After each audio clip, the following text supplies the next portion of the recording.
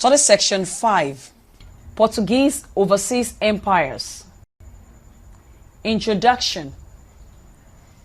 This study section will explain in details why Portuguese were not just the pioneers in the exploration of other lands hitherto unknown.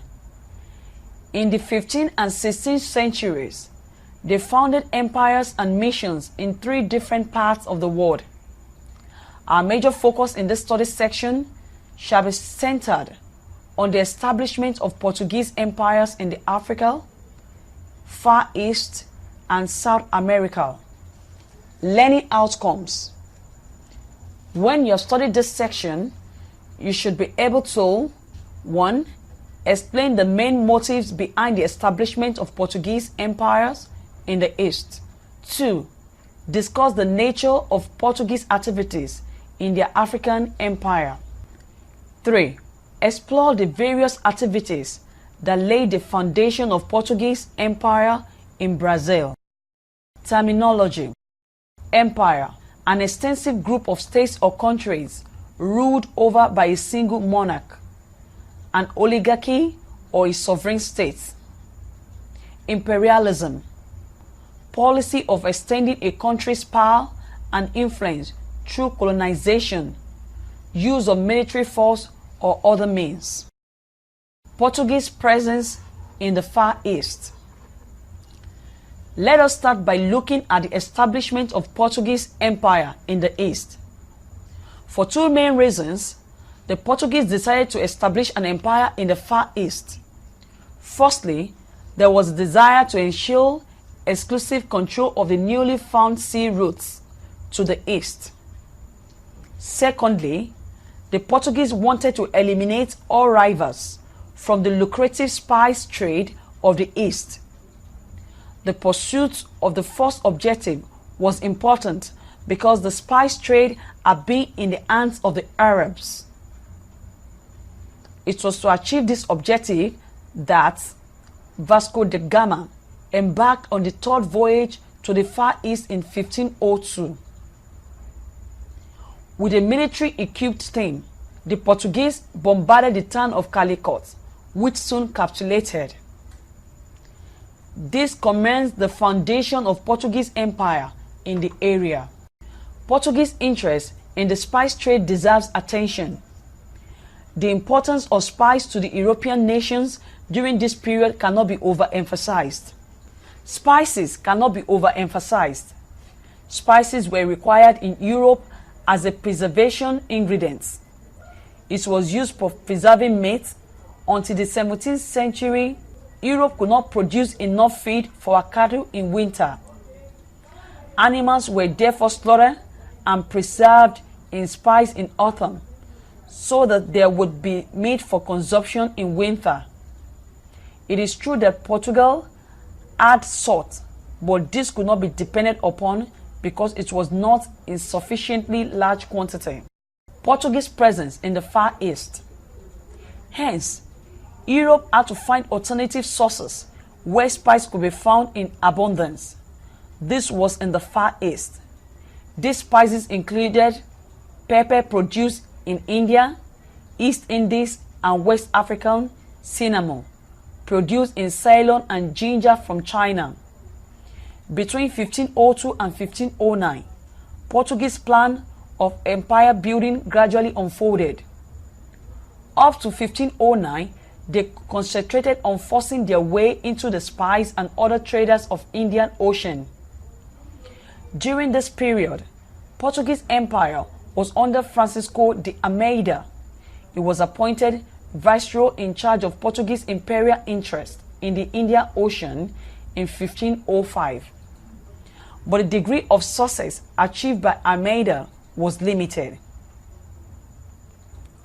However, after 1509, when Afonso de Albuquerque (1509 to 1515) became the governor general, a more ambitious phase began in the process of exploiting the resources of the Far East.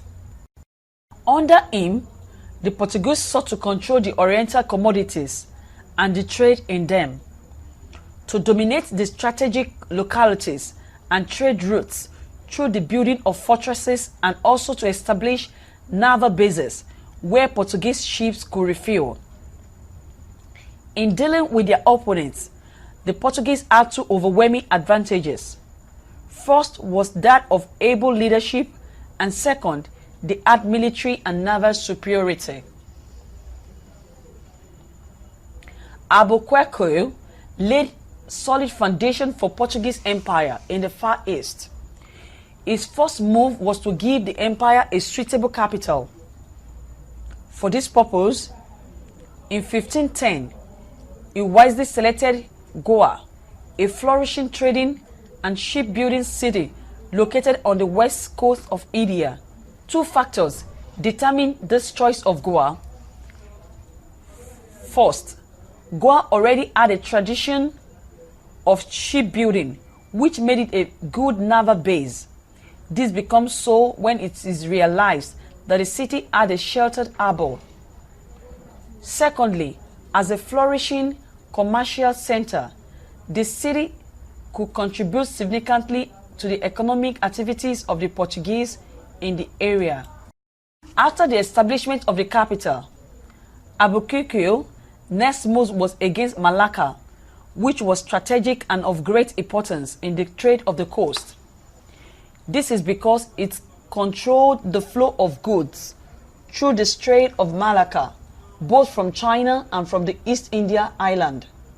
Malacca was subdued in 1511, and a fort was subsequently built there. With the capture of Malacca, the Portuguese now controlled the western terminus of the Chinese trade.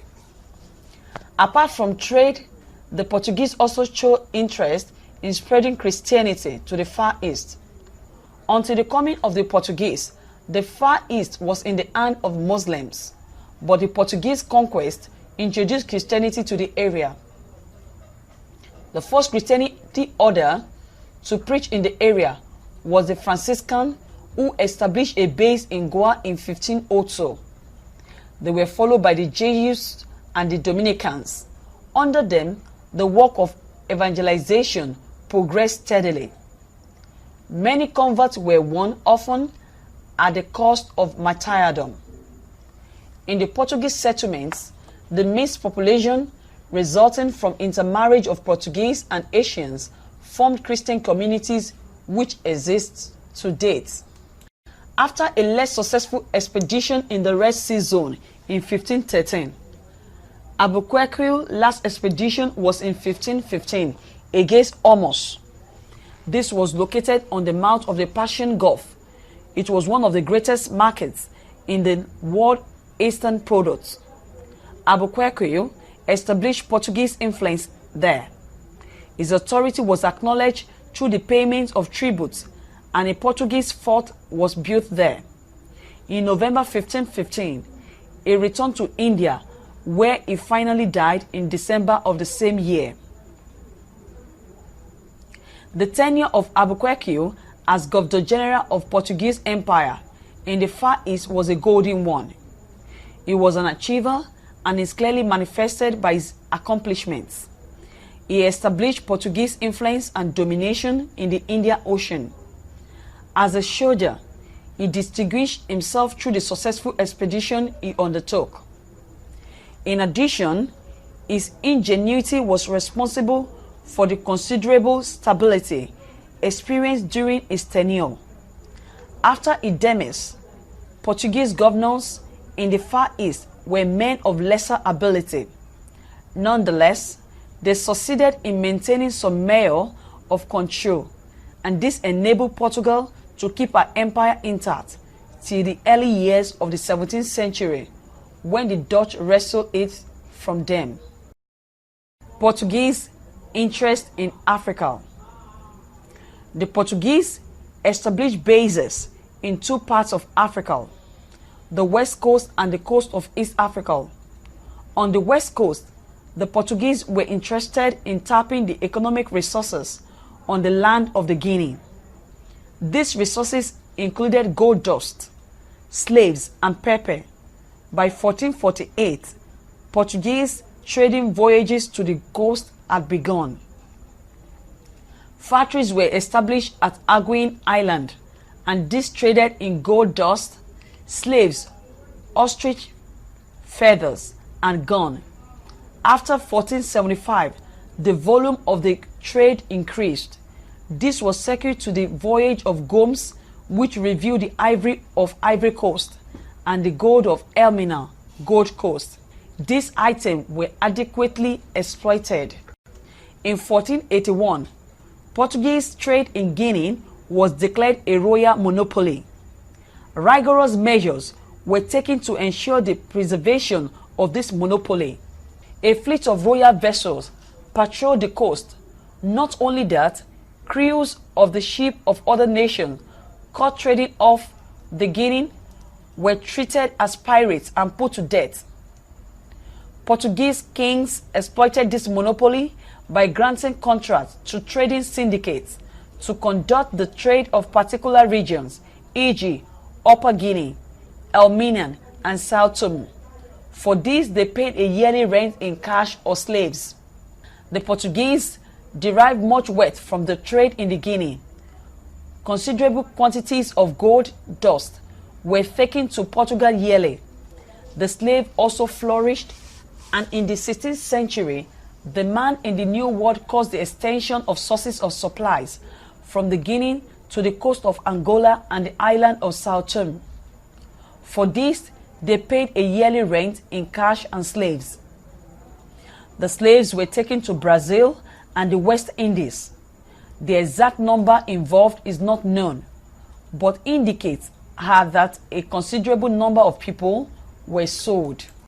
From the west coast of Africa, we moved to East and Central African region, where the Portuguese also established bases between 1482 and 1485. The Portuguese established bases on the coast of Central Africa by making treaties with the paramount rulers of the Congo. But like in West Africa, no intensive settlements were established. They merely concentrated on the development of the slave trade. Slaves were taken from Central African coast to Brazil, where they provided forced labor for the sugar plantations.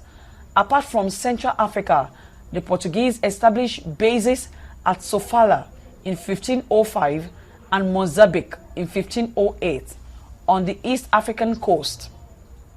The Portuguese were attracted to this area by the desire to acquire gold, which they thought was in large quantities there.